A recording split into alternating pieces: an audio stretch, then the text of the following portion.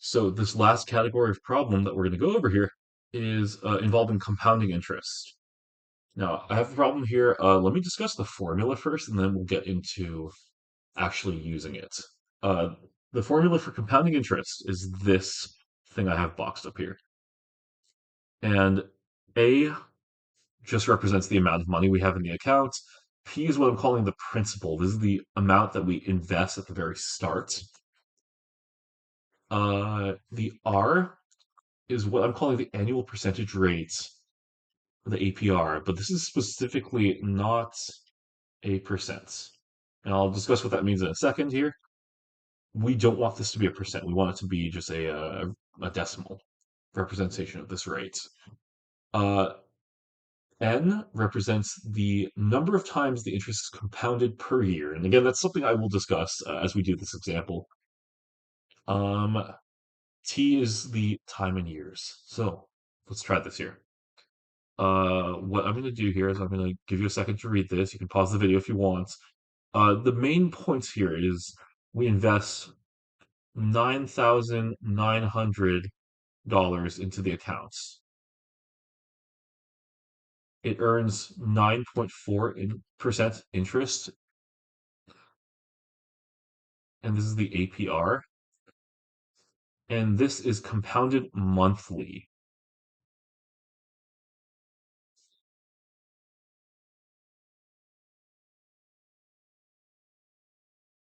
So let's think about what we can label here. Now, the amount that we invest at the very start is the P. That's in this problem is the 9,900. This 9.4% APR. Remember how I said it doesn't, we don't want it as a percent? We're going to convert it into a decimal by dividing by 100.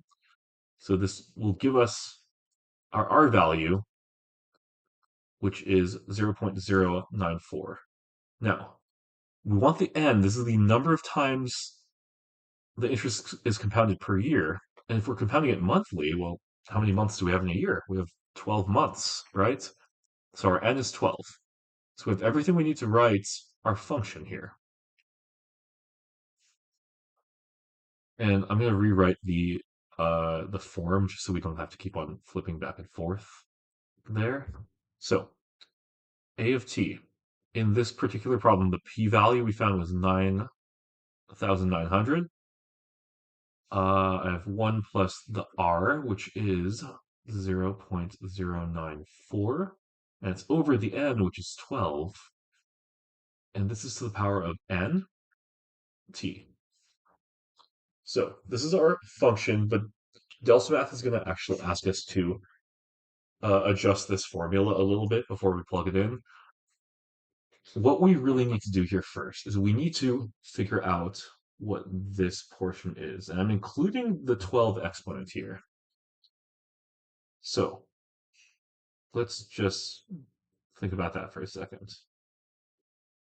This quantity is something we can just plug into a calculator to calculate. So let's do that. If I plug it in here, 1 plus 0.094 over 12, all to the power of 12. It gives us this. This is 1.09815. I'm going to keep a good chunk of, a good amount of digits there. Now, we've taken just this portion, right? Just this portion here. That means if we were to replace it with this, the rest of the formula still stays the same. So we now have this formula where it's a p-value times this number that we calculated to the power of t. And this is ultimately what we're going to plug into delta math. What I'm going to do here first, though, is we're going to calculate our growth as an APY. So how we do that is we take this number, this base for our exponential, we're going to subtract 1 from it because this is growth. And this is going to give us this decimal here. Now we want to convert this into a percent, right? So to find our APY, we're going to multiply this number here times 100 to get the percents. And when we multiply by 100, remember we just move this decimal a few, well, 2 spaces to the right. It becomes 9.815%. Delta Math wants us to round this to the nearest hundredth of a percent. So we want 2 digits after the decimal. We look to the right. This 5 is telling us, okay, this 1 needs to round up to a 2. So our percent APY is this, 9.82%. So I'm going to type that in here. And now I'm going to adjust my formula a little bit, knowing that that's how Delta Math wants us to round this. Instead of having the 1.5 here, I'm going to now change this just into a 2. And this kind of, well, when we plug this into Delta Math here,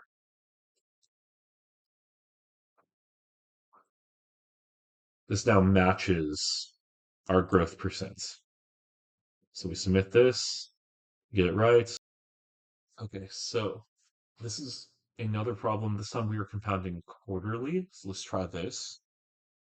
Just like last time, our p-value is the amount we invest initially.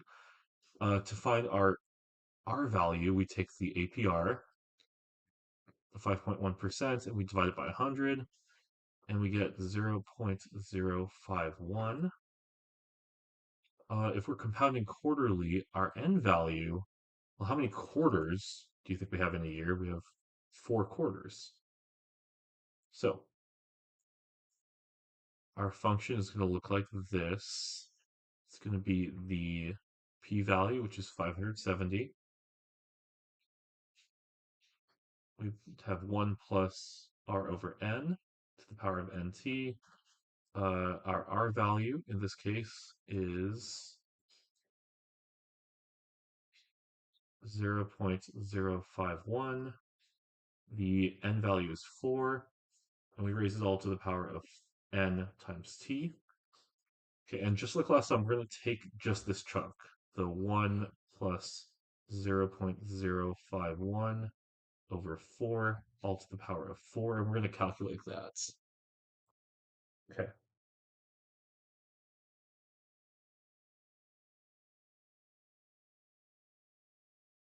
Okay, now that gives us this decimal here, 1.5198.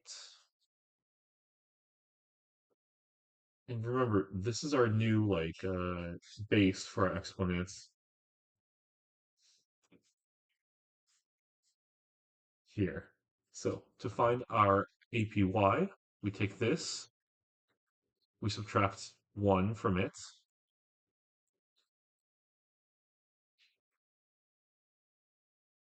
So I take this minus 1, and we're going to multiply this by 100.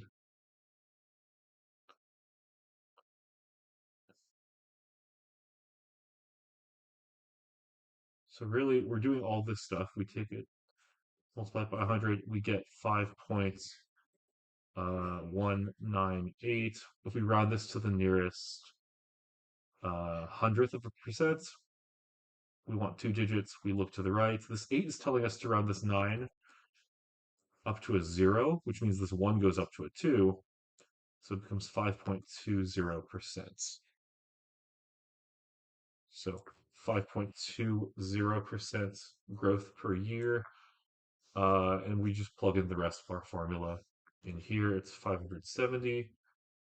And then it's going to be 1.051. Instead of 98, let's do 520. And it's the power of t. Okay, let's try one more problem. This time we're compounding daily.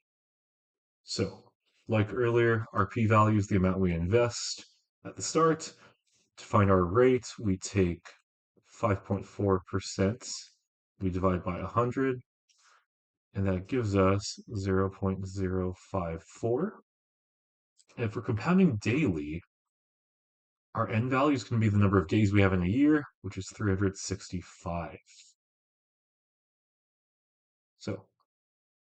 Let's plug all this into our formula.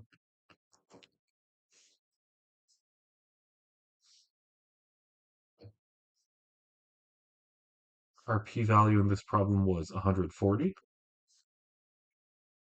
It's going to be 1 plus the r value, which is 0.054, and we divide it by 365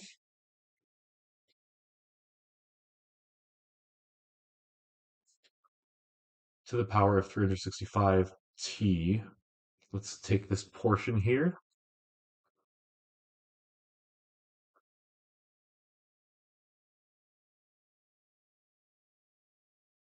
Okay. And we're going to calculate that in our calculator. Make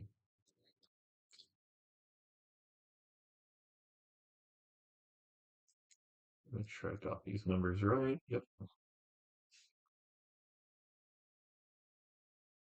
And we get this. So this is 1.05548. And this is all raised to the power of t. And we multiply, of course, by the 140, the principal. Okay, so let's take this now and convert it to the APY. Remember, to do that, we take this,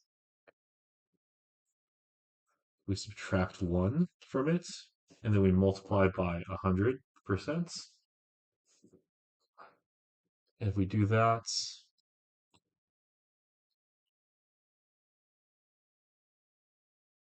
times 100, we get this. We want to round this to the nearest hundredth of a percent. So we look 2 digits here, we look to the right. This 8 is telling us to round the 4 up to a 5.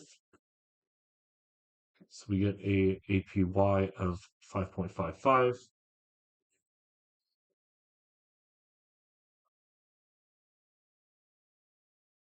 And then we plug in all the other stuff. So it's 140, 1.0555. Let's match it with the APY rounding.